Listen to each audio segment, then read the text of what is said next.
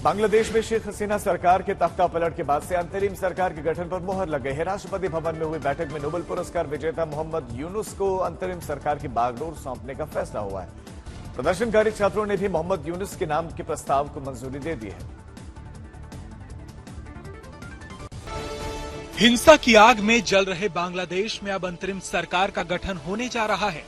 Nobel पुरस्कार विजेता मोहम्मद यूनुस को बांग्लादेश में अंतरिम सरकार का नेतृत्व करने के लिए चुना गया है। राष्ट्रपति मोहम्मद शहाबुद्दीन की अध्यक्षता में बंगा भवन राष्ट्रपति भवन में एक मीटिंग के दौरान यह फैसला हुआ। प्रदर्शनकारी छात्रों ने मोहम्मद यूनुस को अंतरिम सरकार का नेतृत्व सौंपने के प्रस्ताव को स्वीकार कर लिया है। ये वो छात्र हैं जो शेख हसीना के खिलाफ आरक्षण विरोधी आंदोलन के बड़े चेहरे रहे। इसमें नाहिद इस्लाम सबसे बड़ा नाम है, जिनकी मांग के बाद यूनुस को बांग्लादेश का नेतृत्व सौंपा जा रहा है। मोहम्मद यूनुस बांग्लादेश ग्रामीण बैंक के संस्थापक हैं। उन्हें अर्थशास्त्र में नोबेल पुरस्कार भी मिल चुका है। यूनुस का शेख हसीना से 36 का आंकड़ा रहा है। शेख हसीना उन्हें सूदखोर मानती हैं।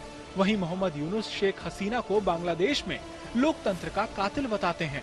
बांग्लादेश में भारत विरोधी भावनाएं भड़काने में मोहम्मद यूनुस का भी हाथ माना जाता है, जो शेख हसीना को भारत की कथित शह को बांग्लादेश में लोकतंत्र की हत्या की एक बड़ी वजह मानते हैं। बांग्लादेश में परंपरा रही है कि ऐसे हालात में देश के चीफ जस्टिस को देश चलाने की जिम्मेदारी मिलती है, लेकिन इस बार नोबेल पुरस्कार विजेता डॉक्टर मोहम्मद यूनुस के नेतृत्व में अंतरिम सरकार की रूपरेखा की घोषणा की गई। बांग्लादेश की सेना ने निगरानी एजेंसी से हसीना समर्थक एक प्रमुख जनरल को बर्खास्त करने तथा अन्य महत्वपूर्ण पदों में फेरबदल की घोषणा की है।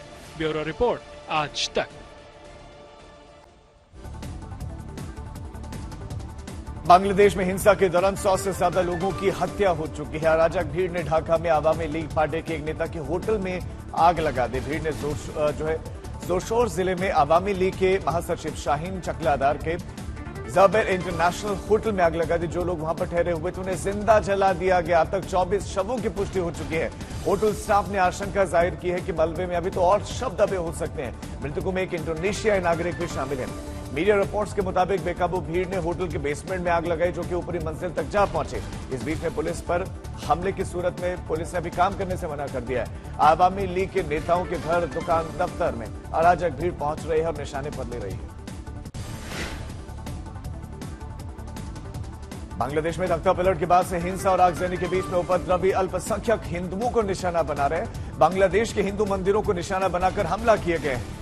हिंदुओं की दुकानों पर उपद्रवियों ने हमला कर दिया। बांग्लादेशी मीडिया का दावा है कि लगभग 27 जिलों में ऐसे हमले हुए हैं, जहां पर हिंदू समुदाय के लोग टारगेट किए जा रहे हैं। सूत्रों के मुताबिक बांग्लादेश में 4 मंदिरों में तोड़फोड़ की गई। बांग्लादेश के मेहरपुर में भीड़ ने मंदिर पर हमला किया। बांग्लादेश में सबसे बड़ा हमला इस्कॉन मंदिर में हुआ।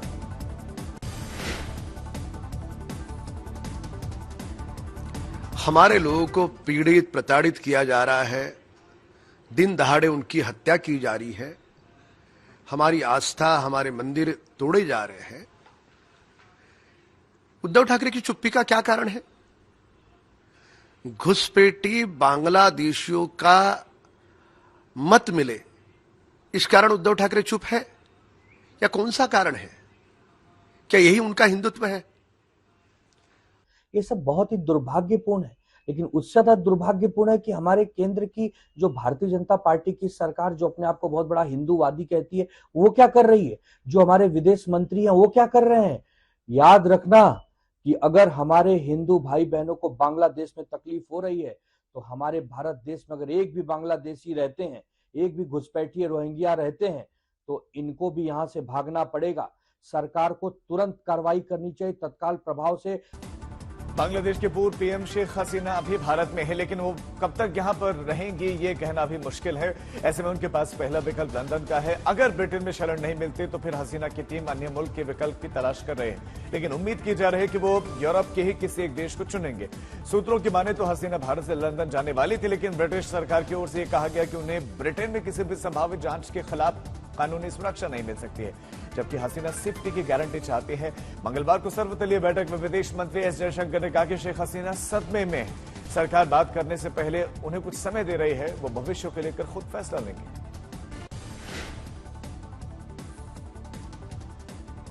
एक बार फिर राजस्थान में बारिश का कहर देखने को मिला है। कई जिलों में बाढ़ के चलते हालात खराब हैं। राज्य में अब तक 40% से ज्यादा बारिश हो चुकी है। टोंक और पाली में तो हालात बदतर हैं। सड़कें समंदर में तब्दील हैं। लोग बहते यहां दिखाई दे रहे हैं। बांध ओवरफ्लो हो गए हैं। झरने ऐसे बह रहे हैं कि पानी की आवाज दहला रही है।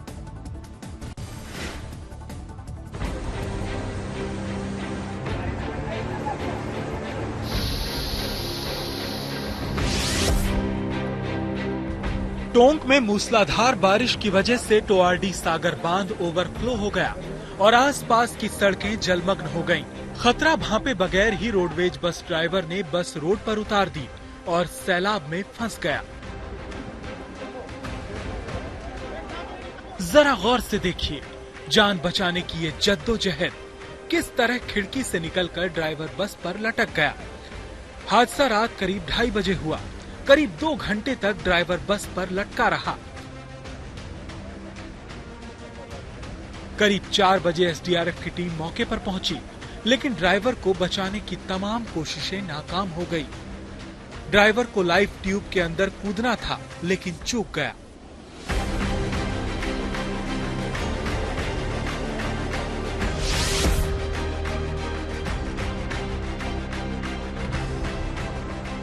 अब जरा भीड़वाड़ा से आए इस वीडियो को देखिए। पानी के तेज बहाव के बीच रस्सी के सहारे लटके ये दोनों दोस्त मैनाल झरने पर पिकनिक मनाने गए। रील बनाते वक्त अचानक बैलेंस बिगड़ा और दोनों बहते हुए करीब 150 फीट नीचे खाई में आ गए। सुरक्षा के लिए लगाई गई रस्सी पर दोनों युवक काफी देर तक लटके रहे। आसपास मौजूद पर्यटकों ने मदद बुलाने की कोशिश की, लेकिन तब तक एक युवक पानी में बह गया। ये तस्वीरें राजस्थान के बूंदी जिले की हैं, जहां महादेव झरना अपने रौद्र रूप में आ गया है। ऊंचाई से गिरते पानी की इस तरह गरज को सुनकर दिल दहल रहा है, लेकिन पर्यटक जान पर खेलकर वीडियो बनाते नजर आए।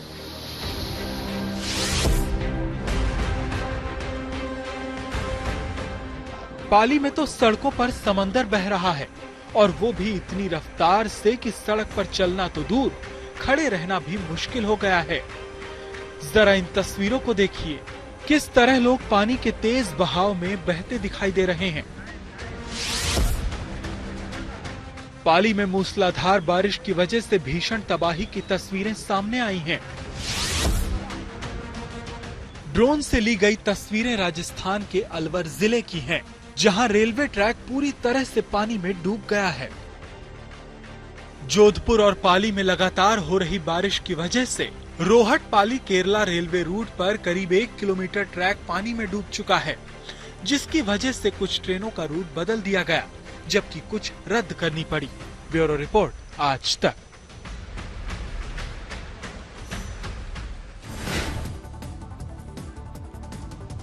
उत्तराखंड के सोनप्रयाग में बादल फटने से केदार घाटी में फंसे तीर्थयात्रियों को निकालने का काम तेजी से चल रहा है। मंदाकिनी नदी पर सेना ने फिर से ब्रिज बना लिया है, जैसे लोगों का रेस्क्यू किया जा रहा है। सीएम पुष्कर सिंह धामी ने हालात का जायजा लिया। उन्होंने बताया कि अब तक लगभग 15,000 लोगों को रेस्क्यू किया जा चुका है, जबकि 6 लोग लापता हैं। मौसम के रौद्र रूप को देखते हुए आज से केदारनाथ के लिए हेलीकॉप्टर यात्रा शुरू की जा रही है। 1 हफ्ते में पैदल यात्रा भी शुरू होने की उम्मीद है।